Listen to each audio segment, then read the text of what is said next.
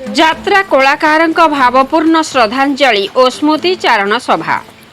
ବାଲେଶ୍ୱର ଜିଲ୍ଲା ଖଇରା ବ୍ଲକ ଖଇରା ପଞ୍ଚାୟତ ଅଧୀନ ବଣପାରିଆ ଗ୍ରାମର ଯାତ୍ରା କଳାକାର ସ୍ୱର୍ଗତ ସୁରେନ୍ଦ୍ର ଦାସଙ୍କ ଏକାଦଶାହ କର୍ମ ଉପଲକ୍ଷେ ତାଙ୍କ ବାସଭବନ ପରିସରରେ ଭାବପୂର୍ଣ୍ଣ ଶ୍ରଦ୍ଧାଞ୍ଜଳି ଓ ସ୍ମୃତିଚାରଣ ସଭା ଅନୁଷ୍ଠିତ ହୋଇଯାଇଛି। ପୂର୍ଣ୍ଣଚନ୍ଦ୍ର ମିଶ୍ରଙ୍କ ସଭାପତିତ୍ୱରେ ଅନୁଷ୍ଠିତ ସ୍ମୃତିଚାରଣ ସଭାରେ ଯାତ୍ରା କଳାକାର ଦୈତାରୀ ପଣ୍ଡା, ଦାମୋଦର ପଣ୍ଡା, ନିତ୍ୟାନନ୍ଦ ଦାସ, ରାଧାକାନ୍ତ ପାତ୍ର, ଭାଗୀରଥୀ ପାଢ଼ୀଙ୍କ ସମେତ ଅନ୍ୟ ଅତିଥିମାନେ ଯୋଗଦେଇ ଯାତ୍ରା କଳାକାର ସ୍ୱର୍ଗତ ଦାସଙ୍କ କଳା ନୈପୁଣ୍ୟତା ସମ୍ବନ୍ଧରେ ଆଲୋକପାତ କରିବା ସହିତ ସ୍ୱର୍ଗତ ଦାସଙ୍କ ନାମରେ ଏକ ଫାଉଣ୍ଡେସନ ଗଠନ ନିମନ୍ତେ ଉଦ୍ୟମ ଜାରି ରହୁ ବୋଲି କହିଥିଲେ। ସ୍ୱର୍ଗତ ଦାସଙ୍କ ଫଟୋଚିତ୍ରରେ ପୁଷ୍ପ ଅର୍ପଣ ପରେ ତାଙ୍କ ଅମର ଆତ୍ମାର ସଦ୍ଗତି ନିମନ୍ତେ 1 ମିନିଟ୍ ନୀରବ ପ୍ରାର୍ଥନା କରାଯାଇଥିଲା। ସ୍ୱର୍ଗତ ଦାସଙ୍କ ଜ୍ୟେଷ୍ଠ ପୁତ୍ର ମଞ୍ଚାସୀନ ଅତିଥି ଏବଂ ଉପସ୍ଥିତ ସାମ୍ବାଦିକମାନଙ୍କୁ ଉତ୍ତରୀୟ ଓ ପୁଷ୍ପଗୁଚ୍ଛ ପ୍ରଦାନ କରିଥିଲେ। ପରିବାର, ଜ୍ଞାତି କୁଟୁମ୍ବ ଏବଂ ସର୍ବୋପରି ସ୍ୱର୍ଗତ ଦାସଙ୍କୁ ଭଲ ପାଉଥିବା ଆତ୍ମୀୟ ସ୍ୱଜନମାନେ ଉପସ୍ଥିତ ହୋଇ ଶ୍ରଦ୍ଧାଞ୍ଜଳି ଅର୍ପଣ କରିଥିଲେ। ରାମଚନ୍ଦ୍ର ପତ୍ରୀଙ୍କ ମଞ୍ଚ ପରିଚାଳନା ସମସ୍ତଙ୍କ ମୁଗ୍ଧ କରିଥିଲା। ନରେନ୍ଦ୍ର ମୁଦଲି ଓ ପ୍ରଫୁଲ୍ଲ ନାୟକଙ୍କ ସମେତ ବାଲେଶ୍ୱର ଜିଲ୍ଲାର କଳାକାରମାନେ ଉପସ୍ଥିତ ଥିଲେ। ଉକ୍ତ କାର୍ଯ୍ୟକ୍ରମକୁ କଳାକାର ବନ୍ଧୁ ଓ ଗ୍ରାମବାସୀମାନେ ପୂର୍ଣ୍ଣ ସହଯୋଗ କରିଥିଲେ। ଆସନ୍ତୁ ଶୁଣିବା ସ୍ୱର୍ଗତ ଦାସଙ୍କ ବିଷୟରେ କ'ଣ କହୁଛନ୍ତି ଯାତ୍ରା କଳାକାର। ବାଲେଶ୍ୱର ନରେନ୍ଦ୍ର ପ୍ରସାଦ ବେହେରାଙ୍କ ରିପୋର୍ଟ, ମସିହା ନ୍ୟୁଜ୍। ଆପଣ ମସିହା ନ୍ୟୁଜ୍ର ୟୁଟ୍ୟୁବ୍ ଚ୍ୟାନେଲକୁ ସବସ୍କ୍ରାଇବ୍ କଲେଣି କି? ଯଦି କରିନାହାନ୍ତି ଏବେ କରିନିଅନ୍ତୁ। ଏହାସହ ମସିହା ନ୍ୟୁଜ୍ର ଫେସବୁକ୍ ଓ ଟ୍ୱିଟର ପେଜ୍କୁ ଲାଇକ୍ ଓ ଫଲୋ କରନ୍ତୁ। ତା ସହ ମସିହା ନ୍ୟୁଜ୍ର ଆପ୍ ଆସିଗଲାଣି, ନିଜ ମୋବାଇଲର ପ୍ଲେ ଷ୍ଟୋରରୁ ଡାଉନଲୋଡ୍ କରିନିଅନ୍ତୁ। ଜୟ ଜଗନ୍ନାଥ। ଠିକ୍ ଏହି ମୁହୂର୍ତ୍ତରେ ଦୁର୍ଯ୍ୟୋଧନ ଯୁଦ୍ଧକ୍ଷେତ୍ରକୁ ଆସିଛନ୍ତି, କୃଷ୍ଣଙ୍କୁ ଖୋଜୁଛନ୍ତି। ଖାଲି ଗୋଟିଏ କଥା ପଚାରିବେ, ମୋତେ ଏ ଦଶା କାହିଁକି ଭୋଗିବାକୁ ହେଲା? ଠିକ୍ ସେହି ସମୟରେ ଦୁର୍ଯ୍ୟୋଧନ ପିତାମହଙ୍କ ପାଖରେ ପହଞ୍ଚିଛନ୍ତି। ଭୀଷ୍ମ ତାଙ୍କୁ କହୁଛନ୍ତି କୃଷ୍ଣଙ୍କ କଥା। ଠିକ୍ ସେମିତି ସୁର ଭାଇ ଆମର ସେ ଯେଉଁ କହିଲେ ନିତ୍ୟାନନ୍ଦ ସାର୍ ସେ ଗୌରୀ ଗଣନାଟ୍ୟର ନାଟକ କଥା, ଗୌରୀ ଗଣନାଟ୍ୟ ନାଟକ ବହୁତ ପରେ, ବହୁ ପୂର୍ବରୁ ଆମେ ସେତେବେଳେ ଦୈତାରୀ ପଣ୍ଡା ମହୋଦୟ ହୁଅନ୍ତୁ କି ମୁଁ ହୁଏ, ସପ୍ତମ ଅଷ୍ଟମ ଶ୍ରେଣୀରେ ପାଠ ପଢ଼ୁଥାଉ। ସେତେବେଳେ ଭାଇଙ୍କ ନାଟକ ଆମେ ଦେଖିଛୁ, ଯେଉଁଥିରେ ସେ କୃଷ୍ଣ ଭୂମିକାରେ ଅଭିନୟ କରନ୍ତି। ଲୋକ ଜାଣିଛନ୍ତି, ଓଡ଼ିଶାର ପ୍ରାୟ ଜିଲ୍ଲାର ଅଧିକାଂଶ ଲୋକ ଜାଣିଛନ୍ତି ଇଏ ସୁରଦାସ ନୁହନ୍ତି, ଇଏ ହେଉଛନ୍ତି ସାକ୍ଷାତ କୃଷ୍ଣ। ତାଙ୍କର ମେକଅପ୍ ହେଇସାରିବା ପରେ ତାଙ୍କ ମୁହଁଟି ଏମିତି ଦେଖାଯାଏ, ତାଙ୍କ ଶରୀରର ଗଠନ ଏମିତି ଥିଲା, ସେ ପୋଷାକ ପିନ୍ଧି ସାରିଲା ପରେ ବଇଁଶୀ ଟିକେ ଧରିଦେଲା ପରେ ଲୋକ ଭୁଲି ଯାଆନ୍ତି ଆମେ ଯେମିତି ମହାପ୍ରଭୁ କୃଷ୍ଣଙ୍କ ସହିତ ଅଛୁ। ସେଇ କୃଷ୍ଣଙ୍କୁ ଆଜି ଦୁର୍ଯ୍ୟୋଧନ ଖୋଜୁନି, ପାଣ୍ଡବ ଖୋଜୁନି, ସାରା ଖଇରା ଖୋଜୁନି, ବାଲେଶ୍ୱର ଖୋଜୁନି, ସେ କୃଷ୍ଣକୁ ସାରା ଓଡ଼ିଶା ଖୋଜୁଛି। କୃଷ୍ଣ ଆଜି ଆମ ପାଖରେ ନାହାନ୍ତି, ଆମକୁ ଛାଡ଼ିକି କୃଷ୍ଣ ଚାଲି ଯାଇଛନ୍ତି।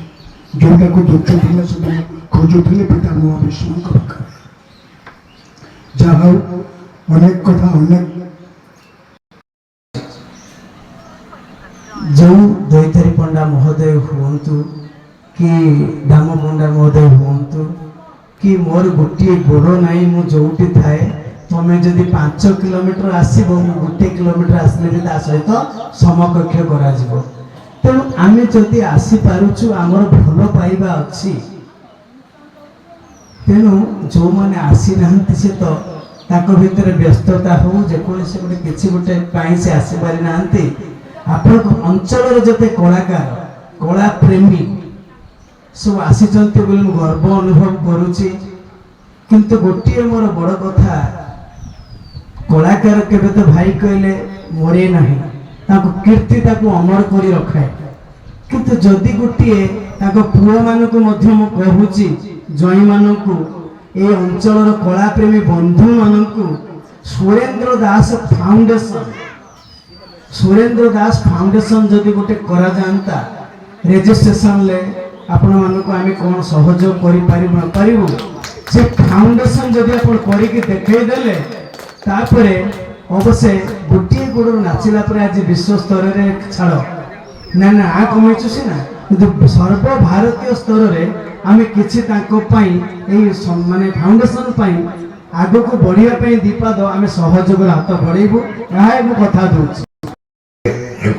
ଜାଣିଛୁ ଏମାନେ ହିଁ ଥିଲେ ଆଉ କେତେ ଜଣ ଥିଲେ ଆମର ଜଣେ ଏଠି ଖଇରା ପାଖରେ ସୁଧୀର ଭାଇନା କ'ଣ ରୋଲ କରୁଥିଲେ ତା ପୂର୍ବରୁ ଆଉ କିଏ କଳାକାର କାହିଁ ଆମେ କାହିଁ ଜାଣିନୁ ଆମ ଜାଣିବା ହିସାବରେ କଳାକୁ ଜୀବନ କରି ବଞ୍ଚିବା ଲୋକ କଳାକୁ ଫାଫିଆ କରି ବଞ୍ଚିବା ଲୋକ ପ୍ରାୟ ନଥିଲେ।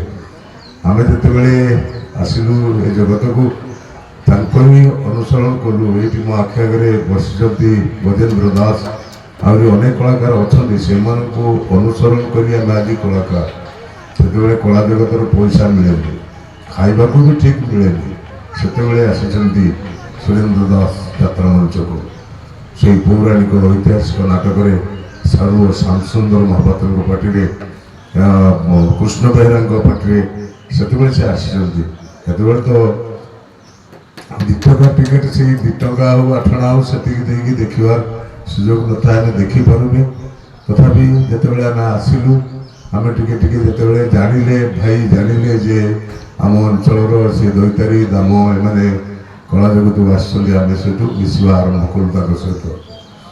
ସେ ଏତେ ସ୍ନେହୀ ଥିଲେ ଏତେ ମଣିଷ ପଡ଼ିଆ ଥିଲା ତାଙ୍କ ଦେହରେ ତାଙ୍କରି ପଦାଙ୍କ ଅନୁସରଣ କରି ଆମେ ଆଜି କଳା ଜଗତରେ 2 ପଇସା ପାଉଛୁ ତାଙ୍କୁ ହିଁ ଅନୁସରଣ କରୁ ସେହି କଳାକାରଙ୍କୁ ଅନୁସରଣ କରୁ। ସେ ଆମର ପରିବାରର ଲୋକ ଥିଲେ ବଡ଼ ଭାଇ ଥିଲେ ସେ ଆମକୁ ବଦଉଥିଲେ ଆମେ ସାଙ୍ଗରେ ରହିନୁ କିନ୍ତୁ ସବୁବେଳେ କୁହନ୍ତି ଦୈତାରୀ ଏମିତି କରିବୁ ଏମିତି କରିବୁ। ସେ ଗୋଟେ ଅନୁଷ୍ଠାନରେ ବହୁତ ଦିନ ଧରି ରହିଗଲେ। ମୁଁ ଯେତେବେଳେ ତାରିଣୀ ଓଡ଼ିଶା ପ୍ରାୟ ଏହାର ଭିତରେ ଯେତେବେଳେ ଥିଲି ସେ ସେତେବେଳେ ସାରୁ ପରୁ ଏମିତି ରହିକି ଗୌରୀରେ ଅନେକ ଦିନ ଧରି ରହିଗଲେ। ସେ ଆହୁରି ସ୍ୱାଭିମାନୀ ଥିଲେ ସେ ପଇସା ପାଇଁ କେବେ ଡିମାଣ୍ଡ କରୁନଥିଲେ ଏତେ ସ୍ୱାଭିମାନୀ କଳାକାର ଥିଲେ। ତାଙ୍କ ଭଳି କଳାକାର ଆଉ ଜନ୍ମ ହେବେନି ତାକୁ ଯୋଉ ରୂପରେ ରୂପେଇ ଦିଅ ସେ କୃଷ୍ଣ ହେଲେ ବି କୃଷ୍ଣ ହେଇଯିବ କଂସ ହେଲେ ବି କଂସ ହେଇଯିବ ସେ ବି କଂସ ବି କରିଛନ୍ତି ମାନେ ସବୁ ଚରିତ୍ରରେ ସେ ନିପୁଣ ଥିଲେ। ସେ କଳାକାର କେତେ କଳାକାର ସେ ତିଆରି କରିଛନ୍ତି। ଆଜି ଯାତ୍ରା ଜଗତରେ ଯଦି ଶୃଙ୍ଖଳା କ'ଣ ଥାଏ ସେଇ ଶିଖେଇଛନ୍ତି ଶୃଙ୍ଖଳା ପ୍ରଥମ ମାନେ କଳାକାର ହେଲେ ଗୋଟେ ଶୃଙ୍ଖଳିତ ମଣିଷ ହବା ଦରକାର ସେ ହିଁ ଶିଖେଇଛନ୍ତି। ତାଙ୍କରି ଆଶୀର୍ବାଦର ବହୁତ କଳାକାର ଆଜି ଯେଉଁମାନେ ହିରୋ ବଢ଼ଉଛନ୍ତି ଲକ୍ଷ ଲକ୍ଷ ଟଙ୍କା ରୋଜଗାର କରୁଛନ୍ତି କେବଳ ତାଙ୍କରି ଆଶୀର୍ବାଦରୁ ସେ ମହାନ ପୁରୁଷ ଥିଲେ ସେ। କିନ୍ତୁ ଏ ଜଗତ ତ ସେଇଆ କେତେବେଳେ କିଏ ହଜିଯିବ କିଏ ଜାଣିପାରିବନି। ଯେଉଁଦିନ ମୁଁ କହିଲି ଆମ ମଞ୍ଚରେ ସୁରେନ୍ଦ୍ର ଦାସ ଚାଲିଗଲେ ଆମେ ତାଙ୍କ ସକସ ବାଟି ମଞ୍ଚ ଉପରେ କହିବା ସେଦିନ ମଞ୍ଚ ଉପରେ ଥିଲେ 3000 4000 କଳାକାର ଥିଲେ। ପ୍ରଥମେ ମୋତେ ମୋ ଗୁରୁ ନିତ୍ୟାନନ୍ଦ ସାର୍ କହିଲେ ଚାଲିଗଲେ ସମୟରେ ଚାଲିଗଲେ ଆମେ ଆସିଥିଲୁ ମଝିରେ ତାଙ୍କୁ ଥରେ ଭେଟିବା ପାଇଁ ସେତେବେଳକୁ ସେ ବେଡ୍ରେ ପଡ଼ିଗଲେଣି ପ୍ରାୟ 3 ମାସ 4 ମାସ ଖଣ୍ଡେ ହେବ ଆସିଥିଲୁ ଭେଟିବା ପାଇଁ। ସମସ୍ତେ ରୋଗାଗ୍ରସ୍ତ ସେ ଭାଉଜ ବି ରୋଗାଗ୍ରସ୍ତ ଭାଇ ବି ରୋଗାଗ୍ରସ୍ତ ହିସାବରେ ମାନେ ସେବା କରିବା ପାଇଁ କେହି ନାହାନ୍ତି। ପିଲାମାନେ ତ ବାହାରେ ରହିଲେ ତାଙ୍କର କର୍ତ୍ତବ୍ୟ ନେଇ ସେମାନେ ବାହାରେ ରହିଲେ ଏମିତି ଜୀବନ ଭିତରେ। ଆଉ ଜଣେ ଭାଇ ତ ଆନନ୍ଦ ଭାଇ ସେ ଆଜି କ'ଣ ଶୁଣିଲା ବେଳକୁ ସିଏ ମଞ୍ଚରେ ନାହାନ୍ତି ସିଏ କ'ଣ ବେଡ୍ ରେଷ୍ଟ। ତେଣୁ ଏ ଦୁନିଆ ଏ ଜଗତ ବର୍ତ୍ତମାନ ଏତେ କଳୁଷିତ ହେଇଯାଇଛି ସମସ୍ତେ ରୋଗାଗ୍ରସ୍ତ କାହା ଦେହରେ ରୋଗ ନାହିଁ ବୋଲି କେହି କହିବନି ସମସ୍ତେ ରୋଗାଗ୍ରସ୍ତ। ତେଣୁ ଆମ ଜୀବନ ତ ରାତି ଅନିଦ୍ର ଜୀବନଯାପନ ରାତି ଅନିଦ୍ର ଜୀବନଯାପନ ଭିତରେ କେମିତି ବଞ୍ଚିବା ସେ ବଡ଼ ଦୁଃସହ ବେପାର। ଯାହା ହଉ ସେ ମହାନ ଆତ୍ମା ଆଜି ଆମ ଗହଳରେ ନାହାନ୍ତି। ଏତେ ମଜା ଲୋକ ଥିଲେ ସିଏ ସବୁବେଳେ ତାଙ୍କ ଗ୍ରୀନ୍ ରୁମ୍ଟା ମଜେଇ ରଖୁଥିଲେ। ଆମେ ଯେତେବେଳେ ପାର୍ଟି ପାଖରେ ପାଖରେ ଥାଉ ଆମେ ଯାଉନା ସବୁବେଳେ ତାଙ୍କ ପାର୍ଟି ପାଖକୁ ଯେଉଁଠି ବସିବୁ ପାର୍ଟି ପଡ଼ିଲା ମାନେ ନିଶ୍ଚୟ ଖାଇବା ପିଇବା ଟିକେ ହେବ ବସାରେ ଖାଇବା ପିଇବାଟା ଆଗର ହେବ। ଖାଇବା ପିଇବାରେ ମସ୍ତି ପୁରା କହିବେ କହିବେ ନିଜେ ଖାଇବେ ଅନ୍ୟମାନଙ୍କୁ କହିବେ ସ୍ନେହ ଦେବେ ବୁଝେଇବେ। ନାଟକ ବାବଦରେ ତାଙ୍କର ଏତେ ଜ୍ଞାନ ଥିଲା।